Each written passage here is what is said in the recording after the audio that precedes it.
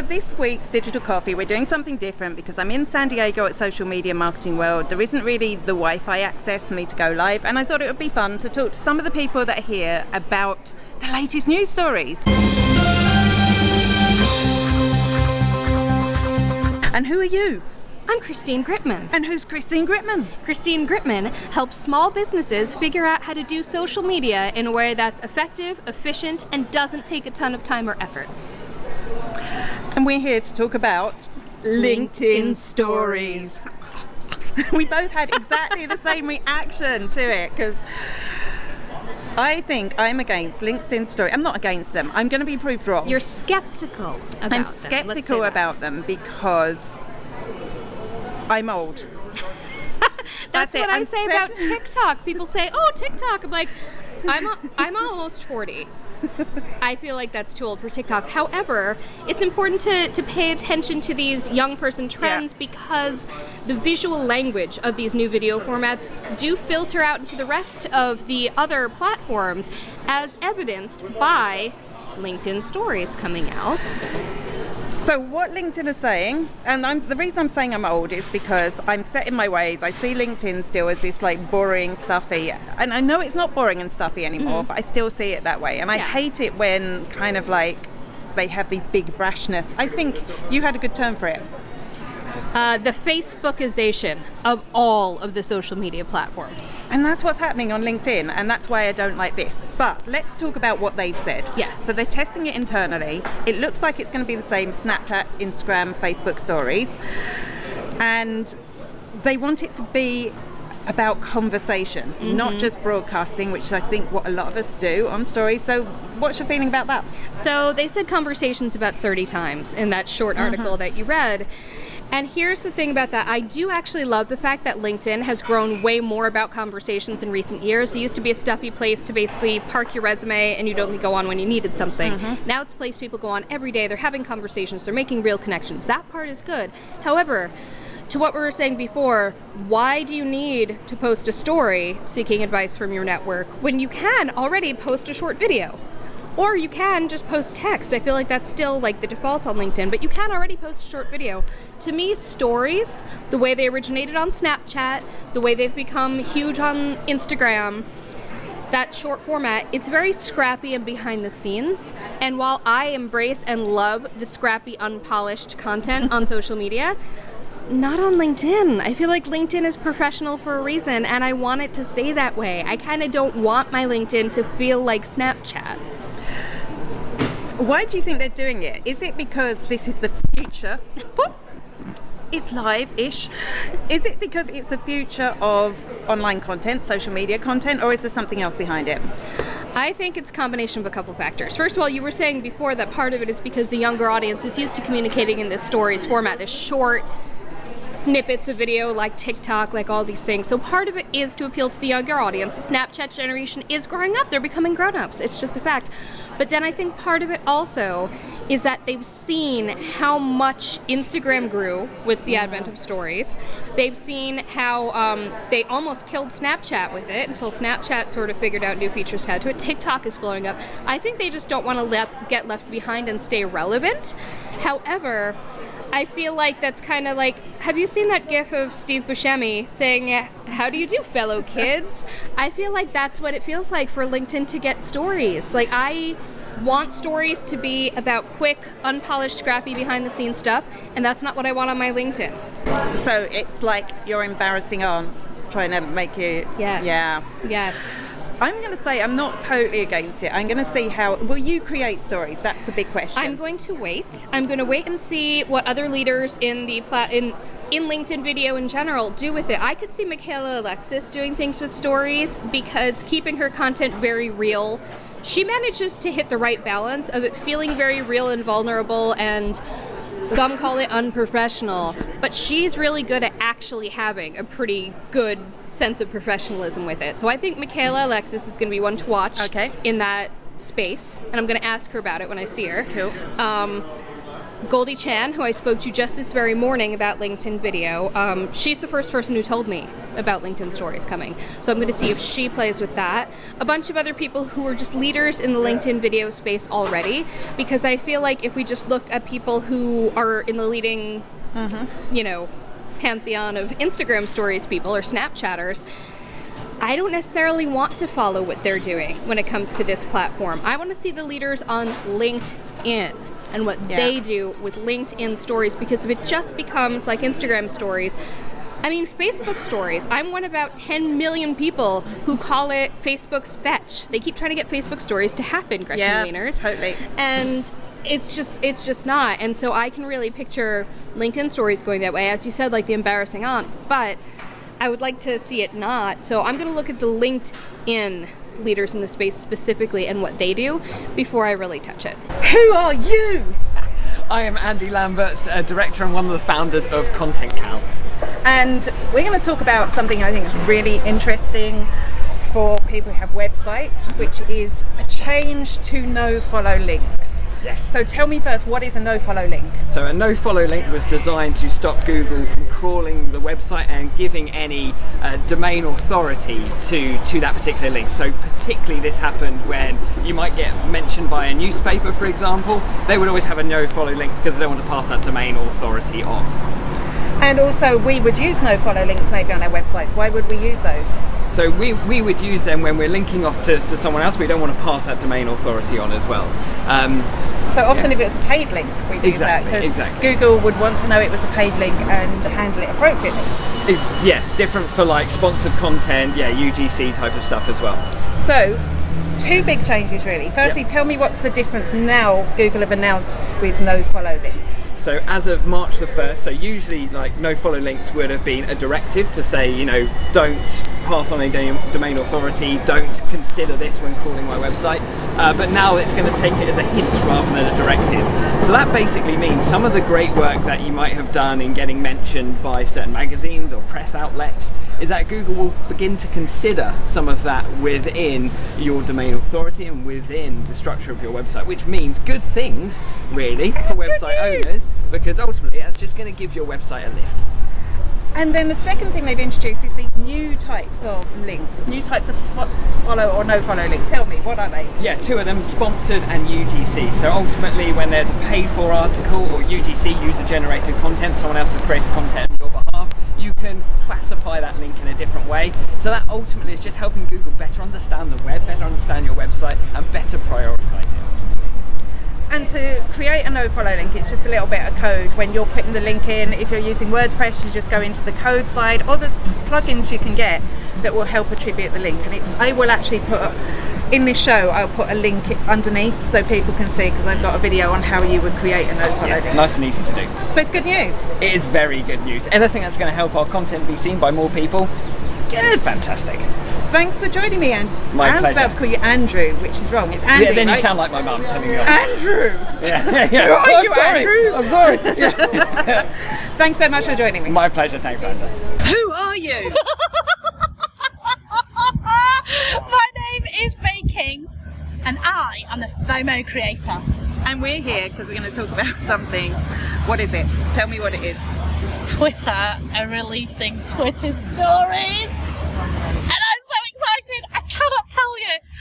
I think that I'm not normally a fan of social media platforms copying each other, but when Instagram had the stories, which they stole from Snapchat, I thought this deserves to be on Twitter. This ought to live on Twitter. So when I found out that it was going to be released, I was like, oh my god, I'm so excited! So you're pleased about this development? Yeah, just a little bit. So, for anyone who doesn't know what Instagram stories or Snapchat stories are, Twitter's going to be slightly different from what I understand. I think so. So it's going to be text-based, but still the same rule applies in that you can put out a story and it will disappear in 24 hours. So, from what I understand, one of the biggest objections to people starting on Twitter is that it's so public and people are afraid about what people think when you tweet and kind of stuff. So, the fact that you can actually tweet in a story and it disappears after 24 hours, it means that hopefully it will encourage more people to get involved in the chat. And I do think this is good because Twitter is a real-time channel. It always has been, right? So I think it's good for that. And also, actually, you just sparked a thought in my head. Because remember, you know, people are getting caught for something they tweeted 7 years ago, maybe when they were a kid. This way, that stuff is, I mean, of course it could be screenshot. Yeah. Don't think it's ever necessarily going to disappear, but it's going to be gone. You know, you can forget about it. That is a really, really good point. So yeah, I mean, so for anyone who is, you know, wanting to get a bit more out of Twitter, get into the stories. Your stories disappear after 24 hours. You can get into the practice of it, you know, and just refine your craft with the content that you want to put out there. So we don't have it yet. I know! I need to move to Brazil because that's where they're starting it. There's worse places to move. Yeah, well, that's very true. We can get margaritas there, right? Cheers. So tell me now, when someone creates a story, what happens? Where does it go? Where do we find it? So it's in the profile, I believe. Yeah, a bit like Instagram. Yeah. A bit like Instagram. So you click on your profile photograph and then you'll see the stories there. And they're not going to appear in the feed?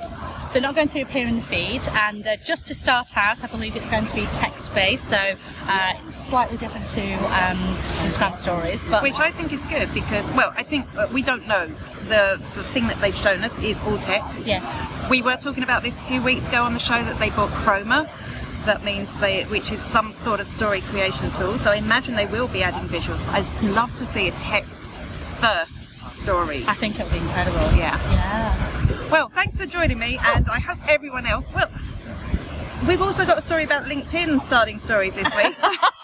Where are you going to put your stories is a big question. That's a good question. Yeah, I mean, it goes back to the point of knowing your platform, where your customers are, and sticking with that one. Maybe adding another one in your profile, but don't be tempted to go on all the channels. So I'm going to use this. I'm going to use this. Yeah, I will on Twitter. Definitely. I interrupted you there. No, that's okay. But never mind.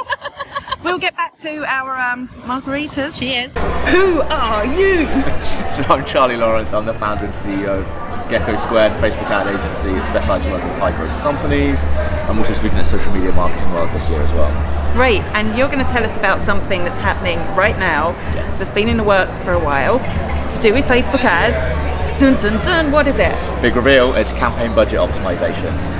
Okay, and what is campaign budget optimization? So campaign budget optimization, we're going to keep saying that loads. Yeah, we can call it CBO yeah, we'll call now. it CBO. Yeah. So CBO is basically a new way of setting your budget as opposed to setting it at the ad set level like you previously did. So you'd have, let's say, 3 ad sets, you'd set $10 a day per ad set, so that'd be like $30 a day total. Now with campaign budget optimization, it's moving to the campaign level, so you just set $30 at that level, and then it would just distribute it in order to get the best results based on their machine learning. So that means you can't set it. So we used to set budget at ad set level, and maybe you had an audience that you preferred, that you wanted to show it to, so you might have upped the budget on that. Yes. Can't do that anymore? So not directly. So you can, in the sense that you can set a minimum or a maximum spend per ad set, but that you're still setting that at the campaign level within Ads Manager. Right, so okay, I kind of get that. Yeah. And so what does this mean? What does this mean for people who are setting up ads? Really, it's the biggest fundamental change to Facebook advertising since they introduced things like lookalike audiences and custom audiences, because it's changing the structure of your campaigns. So it had always been campaign, ad sets where you set your budget, your targeting, your placements, and then finally your ad level where you'd obviously create your ad. Whereas now it's campaign and then budget, your ad sets, and obviously you've got your ad. But you've got to think about when you're testing, if you've got a small campaign budget, you don't want to have loads and loads of ad sets. Right. Because if you do, you're going to spread yourself too thin, and the machine learning is going to take longer and longer to see results, and ultimately it's just going to spend a whole bunch of budget and you're not going to see the results you want. So you can waste budget really easily with campaign budget optimization. So how many ad sets would you recommend? Very good question.